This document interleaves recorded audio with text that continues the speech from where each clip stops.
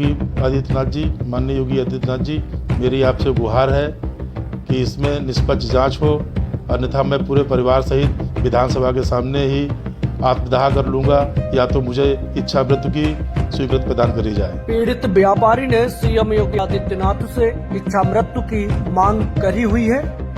भाई के द्वारा करोड़ों का गबन किया गया, जिसके बाद पीड़ित करोड़पति से रोडपति बन गया। एक फिल्मी अंदाज में हरदोई जनपद के एक कारोबारी के साथ घटना घटी हुई है, जिसके चलते वह पहले तो कई एक मिलों का मालिक हुआ करता था, लेकिन भाई ने कुछ ऐसी जालसाजी की जिसके बाद वह करोड़पति के बाद रोडपति बन गया।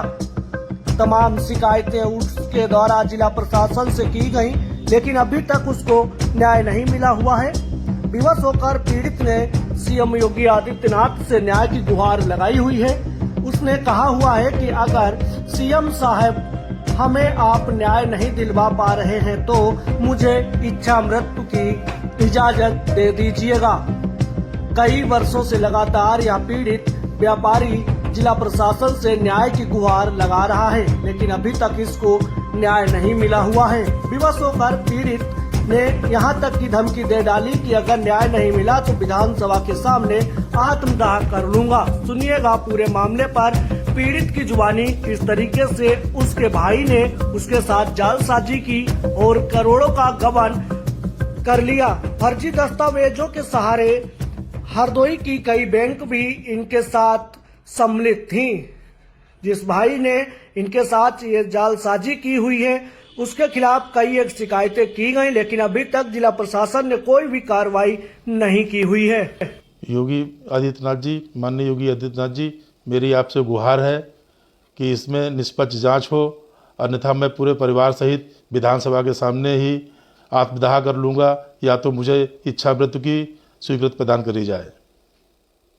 क्या जिला प्रशासन की तरफ से कोई जिला प्रशासन की तरफ से अभी तक मैंने कई बार यहाँ पे प्रार्थना पत्र दिए, शिकायती पत्र दिए, लेकिन उस पर सब गोल मोल रिपोर्ट लगा देते हैं। पिछली एक FIR सिर्फ स्टॉक चोरी गबन की लिखी हुई है, उसमें भी एक बार FIR लगा दी, तो उसमें भी अभी तक कुछ भी हुआ नहीं, वो भी अभी तक कोर्ट तक नहीं पहुँच पाई है। उन्होंने अपने रिश्तेदार जो नीरज जी के मामा हैं श्री कृष्ण गुप्ता, राधे श्याम गुप्ता, और उनके बेटे शैलेंद्र गुप्ता, शोभित गुप्ता, नीरज के चचिया ससुर राजीव गुप्ता और साली शिवांगी उमर को मिलाकर के एक फर्जी फर्म सिर्फ 750 के स्टाम्प पर ही बस टाइप करा ली गई, जिसका ना तो GST में रजिस्ट्रेशन है, ना मंडी में कोई इसका लाइसेंस बना हुआ है, और नगद रुपए दे करके सारा कुछ जो सीताराम मैंसन्स का जो नंबर 2 का ब्लैक मनी जो रुपया सीताराम राइस इंडस्ट्रीज का गबन किया, वही इनके लोगों के माध्यम से जमा करा करके और उसी से सारा कुछ ये खरीदा गया। अब आपकी क्या मांग है? मैं चाहता हूँ कि इसकी निष्पक्ष जांच हो जाए, दोषियों पे कार्रवाई हो, जिससे कि बैंक का सारा कर्जा अदा हो जाए और स्थिति सारी कुछ क्लियर हो जाएगी। आप कहाँ रह रहे हैं? मैं इस समय किराए के मकान में रह रहा हूँ। 2011 में, जिसमें सीताराम राइस इंडस्ट्रीज नाम था, जिसमें श्रवण कुमार गुप्ता, नीरज कुमार गुप्ता, किरण गुप्ता, सुनील गुप्ता और रानी गुप्ता पार्टनर थे। 2017 में मैं गंभीर रूप से बीमार हो गया, तो एरा हॉस्पिटल में एडमिट रहा। लगभग 3 महीने मिल नहीं गया। इस दौरान मिल की 3 महीने की बिक्री लगभग 7 करोड़ 52 लाख रुपए है, जो मेरी अनुपस्थिति में श्रवण कुमार गुप्ता, नीरज कुमार गुप्ता द्वारा श्रवण जी की निजी फर्म सीताराम मैंसन्स में सारा स्टॉक बेच लिया गया और उससे आगे बेच दिया। वहाँ से इनको सारा भुगतान मिल गया। इन्होंने मिल जो पार्टनरशिप की फर्म थी उसको पैसा वापस नहीं किया, जिससे मिल डिफ़ाल्टर हो गई और बैंक से साठ-गांठ करके सारी प्रॉपर्टी एक फर्जी फर्म बनाई अपने रिश्तेदारों को मिला करके, कौस्तुभ कमोडिटीज़ नवीन मंडी स्थल हरदोई के नाम से, जो ना गल्ला मंडी में रजिस्टर्ड है, ना ही GST में रजिस्टर्ड है।